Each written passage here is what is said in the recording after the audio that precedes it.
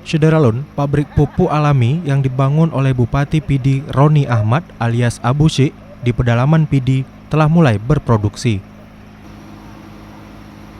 Pabrik pupuk ini berlokasi di kawasan perbukitan di kaki Bukit Barisan, tepatnya di Gampung Kambu Payapi, Kemukiman Kunyit, Padang Tiji, Pidi.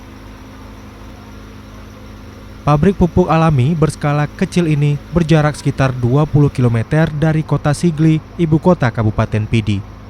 Tim Serambi TV berkesempatan menyambangi lokasi tersebut pada Selasa 27 Oktober 2020.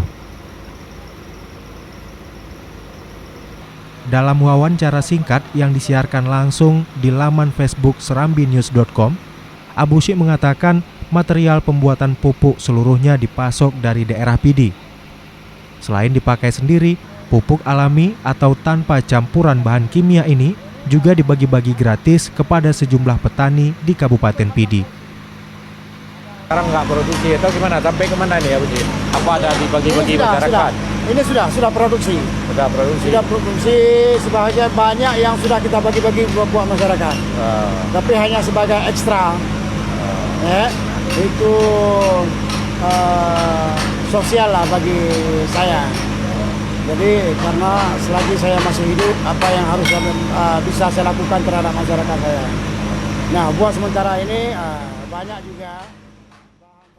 Abu Syik memaparkan pupuk alami ini mampu membuat tanah menjadi gembur dan subur, sehingga bisa menambah ketersediaan unsur hara makro dan mikro, serta menetralisir tingkat kesamaan tanah atau pH tanah, dan meningkatkan kualitas biji serta buah.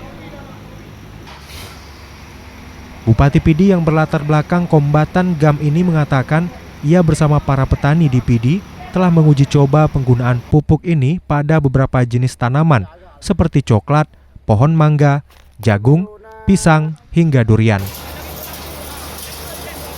Ia mendapat laporan sejauh ini dari para petani yang sudah merasakan manfaat langsung dari pupuk alami tanpa bahan kimia ini.